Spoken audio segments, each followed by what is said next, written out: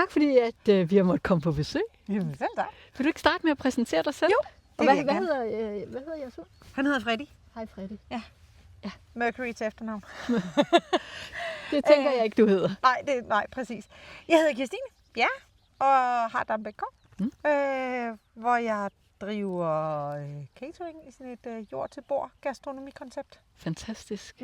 Hvad betyder det egentlig? Ja, det betyder, at når jeg skal lave mad, så går jeg ud og starter med at kigge på, hvad jeg har på marken, og hvad jeg har i fryseren, og i lagerrummet, og så prøver jeg at sammensætte menuer ud fra det.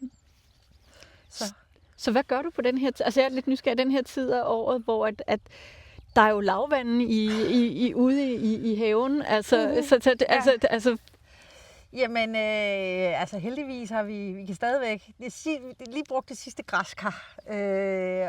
Så det er jo noget med at sørge for at opbevare tingene længst muligt. Ja. Og så nu begynder sankesæsonen, så nu kan vi begynde at sanke skvalderkål og putte i brødet og ramsløg og lave pesto af og brændenælder og putte i pastaen og sådan. Lækkert.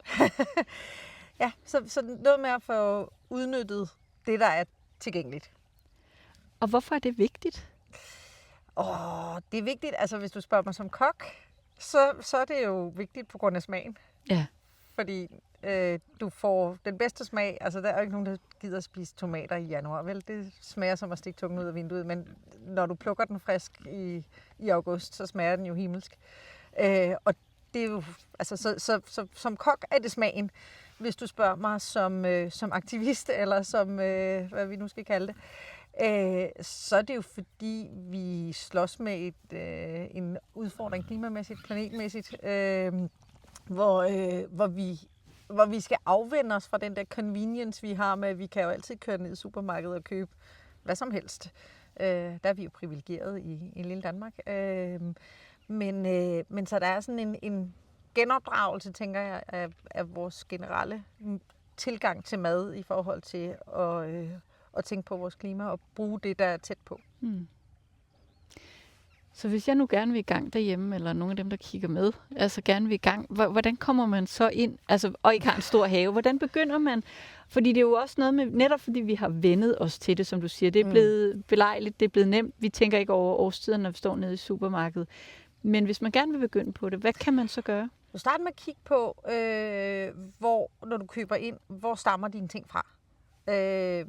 Jeg har det sådan, vi lever overvejende økologisk, men når jeg står nede i supermarkedet lige nu og skal købe en agurk, de første danske agurker er faktisk begyndt at komme her i starten marts, og det er jo selvfølgelig nogen, der er dyrket væksthus, men stadigvæk. Så hvad er udledningen så, hvis jeg skal have en økologisk agurk, der er transporteret hertil fra Spanien, kontra en dansk agurk, som er produceret rundt om hjørnet, ikke? Så vælger jeg den danske først. Så vi kan starte med at se på, hvor kommer tingene fra. Det er svært, hvis du bor inde i storbyen og lige kører ud til den lokale gårdbutik. Det kan vi så gøre. Så hvis du bor sådan ude i de områder, hvor der også er gårdbutikker, så tag derud og køb direkte hos producenten. Fordi de har det, som er i sæson.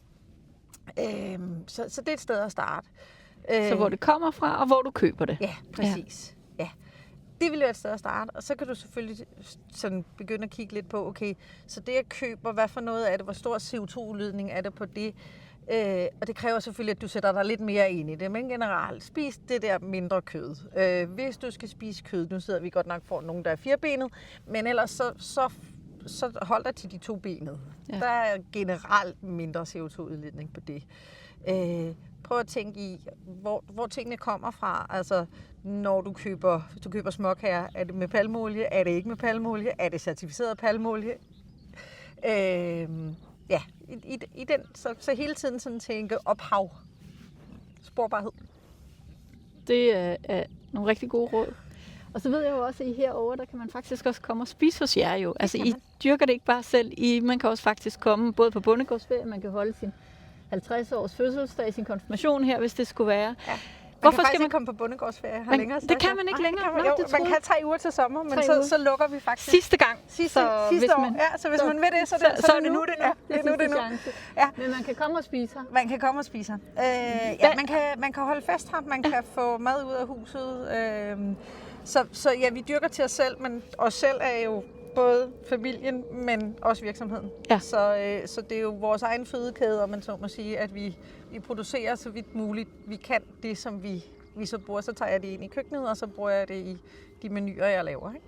Så hvorfor skal man vælge sådan et sted frem for et andet sted, hvis man skal holde sin fest? Hvad får man her, man ikke får andre steder? Man får jo blandt andet udsigten til de der, ikke? Søde grise, der ligger bagved. Grisebærser der. Man får en anden madoplevelse, fordi ting, der er friskkøstet, smager anderledes end noget, der har været i transport længe. Ikke? Så får man nogle helt unikke rammer, fordi det ligger midt på en mark. Ja. Altså det, man ser i baggrunden nu, det er jo den udsigt, man har inden for salen, når man sidder. Ikke? Ja. Og får autenticiteten i at kunne den der følelse af, at hvis du spiser et jordbær om sommeren, så er det fordi, det lige er blevet plukket ud på marken og taget ind. Og så er alt lavet fra bunden. Så vi er vi har folk, der vælger os fra, fordi de ikke kan få cola her. Og har sådan et, det er faktisk helt okay. Du må gerne vælge os fra, fordi du ikke kan få cola. Det kan du få alle andre steder. Ja. Det du kan få her, det er hjemmelavet sodavand, som er lavet af det, jeg har hentet. Og så er det hyldebrus, eller ribsbrus, eller om morgenmaden er mælkebøttesirup, for vi har ikke, fordi vi har ikke et sted, hvor der er bier. Så må man lave noget ud af det, der er, ikke? Så det er en anden oplevelse. Tak. Jeg blev jo helt sulten. Men tak for invitationen, og tak for at vise os et lille stykke af jeres daglige paradis her. Ja, selv tak.